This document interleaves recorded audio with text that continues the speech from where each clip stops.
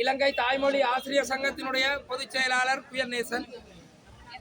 2025 6ஆம் மாதம் 4ஆம் தேதி இந்த புதிய அரசாங்கம் பொறுப்பேற்ற காலத்திலிருந்து முதல் தடவையாக இந்த ஆசிரியர்கள் ஒன்று கூடி, அதாவது பாதிக்கப்பட்ட ஆசிரியர்கள் கிட்டத்தட்ட எல்லாருமே 35 வயதுக்கு மேற்பட்ட வயதை உடையவர்கள் ஆசிரியர்கள் தான் இங்கே அதிகமாக இருக்கின்றார்கள். அவர்கள் குடும்பத்தை, அதாவது கிட்டத்தட்ட அதை 40 வயதுக்கு மேற்பட்டவர்கள் 90% மாணவர்கள் இருக்கிறார். ஆகவே தேசிய இடமாற்ற கொள்கையிலே 55 வயதென்று இருந்தாலும் சில மருத்துவ காரணங்களுக்கு பொருட்டு அந்த அதிகாரிகள் மாகாண இடமாற்ற கொள்கையை தயாரிக்கின்ற போது சில மாற்றங்களை செய்யலாம். ஆனால் தேசிய இடமாற்ற கொள்கை, அதாவது நீதிமன்றம் என்றொன்று சென்று நாடுகின்ற வேளையிலே இந்த தேசிய இடமாற்ற கொள்கைக்கு முரணாக இடமாற்றம் செய்திருந்தால் அந்த ஆசிரியருக்கு எதிராக நடவடிக்கை எடுக்கப்படலாம். அது அவ்வாறு நிற்க இன்று நாம் கேட்கின்றோம், இந்த யுத்த காலத்திலே, அதாவது எங்களுடைய சமூகத்தினுடைய பண்பாடு என்பது பல்வகையிலே அளிக்கப்பட்டு கொண்டிருக்கின்றது. இருந்தாலும் யுத்த காலத்திலே 2009ஆம் ஆண்டு காலப்பகுதியிலிருந்து அதுக்கு முதல் 2012 யுத்தம் முடிந்து இறுதி காலப்பகுதி வரை நியமனம் பெற்ற ஆசிரியர்கள் இங்கு பலர் இருக்கின்றார்கள்.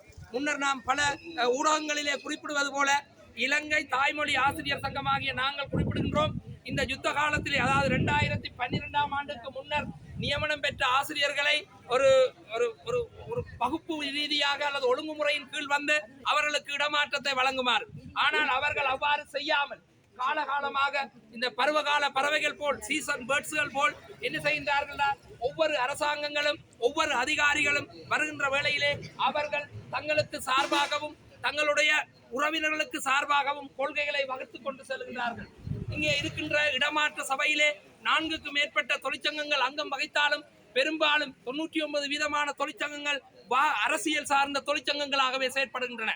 உறுப்புரிமை இலங்கத்தின் தொழிற்சங்க சட்டத்தின்படி 42வது உறுப்புரிமையின் படி சர்வதேச சட்டத்துக்கு உட்பட்டு ஒரு தொழிற்சங்கம் அரசியல் சார்ந்து செயற்பட முடியாது.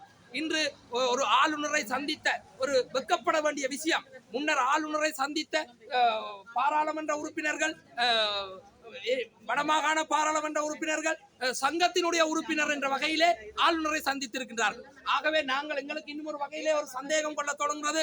இந்த ஆளுநர் முறைப்படி நிர்வாகத்தின்படி அறிவித்திருக்கிறோம், ஏன் இந்த ஆளுநர் கூட ஒரு அரசியல் கட்சி சார்பாக செயற்படுகின்றாரோ? ஆனால் அவர் அவ்வாறு செயற்பட்டால் அது ஒரு பாரதூரமான விளைவை எடுத்தும் மக்கள், இந்த ஆசிரியர்கள், பாதிக்கப்பட்ட ஆசிரியர்களுக்கு அவர் கலந்து ஆலோசித்து பரிசீலனை அடிப்படையில் வழங்க வேண்டும். இன்று மாவட்ட அபிவிருத்தி கூட்டத்திலே பற்றி ஆசிரியர் இடமாற்றத்தை பற்றி ஒவ்வொரு பாராளுமன்ற உறுப்பினர்கள் நித்திரையில் எழும்பி வந்தது போல் கலைத்துக் கொண்டிருக்கிறார்கள். ஆனால் இன்று ஆசிரியர்களோடு அவர்களோடு ஒட்டி உறவாடி கொண்டு அவர்களுடைய பிரச்சனைக்கு தோள் கொடுத்து கொண்டிருக்கின்ற ஆசிரியர் சங்கங்களோடு எந்த விதமான கதைகளையும் கலைக்காமல் அவர்கள் அடுத்த தேர்தலுக்கு தங்களை பலப்படுத்துவதற்காக பேச்சளவிலே மேடையிலே முழங்கிக் கொண்டிருக்கிறார்கள். ஆனால் இங்கே ஆசிரியர்கள் ஒரு சமூகத்தை கட்டமைக்கின்ற எதிர்கால சிப்பிகளை உருவாக்குகின்ற ஆசிரியர்கள் வீதியிலே அவலப்பட்டுக் கொண்டு போராடி கொண்டிருக்கிறார்கள். இவர்களுக்கு ஒரு நீதி கிடைக்கும் வரை நாங்கள் அடுத்தடுத்தாக எங்களுடைய போராட்டத்தை வடமாகாண ரீதியாகவும் தேசிய ரீதியாகவும் விஸ்திரப்படுத்த இருக்கின்றோம். நாம் இறுதியாக இந்த இடமாற்றத்தை, அதாவது வருடாந்த இடமாற்றத்திலே மடு பிரதேசம் செய்தவர்களுக்கு சிலருக்கு தீவகம் போடப்பட்டிருக்கின்றது, துணுக்காய் பிரதேசம் செய்தவருக்கு சிலருக்கு வடமராட்சி கிழக்கு போடப்பட்டிருக்கிறது.